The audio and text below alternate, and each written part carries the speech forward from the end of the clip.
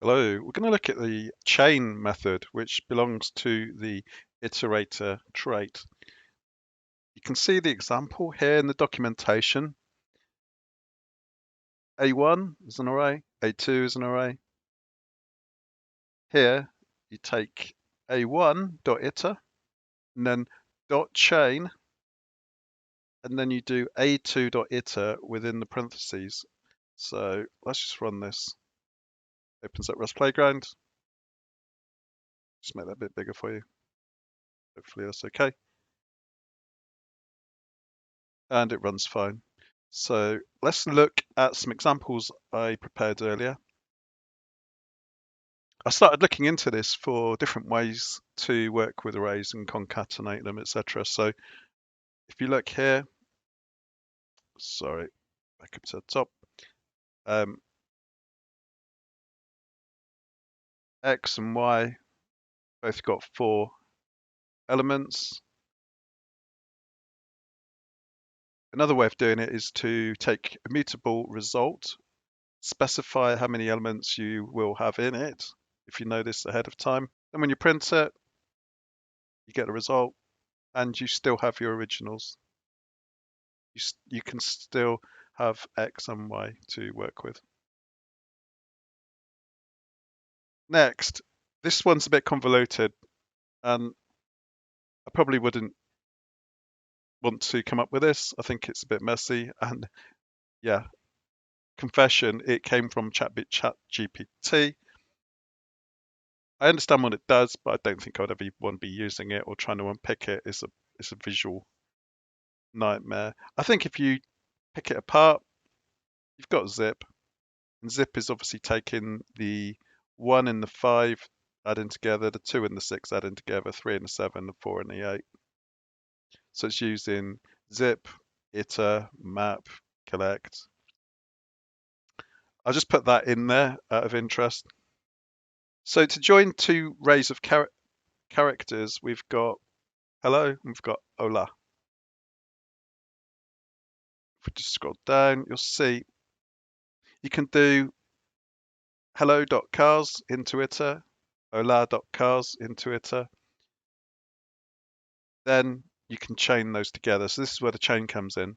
So you take your first iterator dot chain, then you pass in the second, and then you collect at the end because you want to convert into a vector because then you can iterate over it.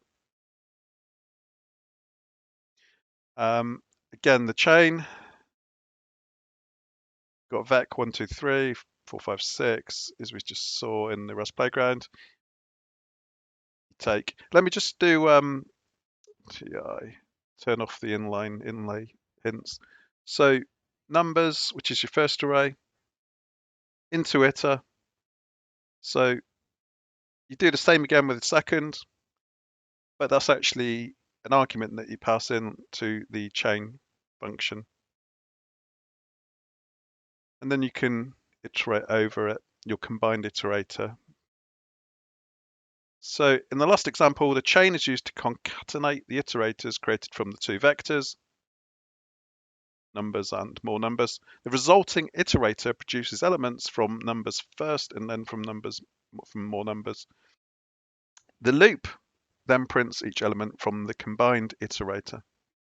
Using chain is a convenient way to concatenate iterators without having to collect the elements into a container first. So basically, you've already got the first one, so you just concatenate with the second one. So those are my examples. I'll put a link to this code. I'll put this in Rust Playground if you want to experiment with it. There you can see. Concatenate the arrays. That's the originals. Add the 2 together. That's the zip map example, which, yeah. Cars, you've got the 2 strings, which you can then iterate over the characters, and then you can create a new array with both of those. You could go in and then convert those cars back into a string if you so decide. And then using chain, so towards the end here we had 1, 2, 3, 4, 5, 6. that's again where you use the chain. So the chain command, sorry, the chain method, standard. So it's part of the standard library. Standard, iter, chain. So there we go. That's a brief example. What I'll do is I'll put the other examples in the video description. There's one actually using strings.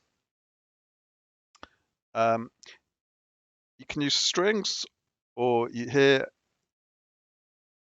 creating references to each string in the vec. So strings.iter.collect, and you've got your references. So run that. There we go.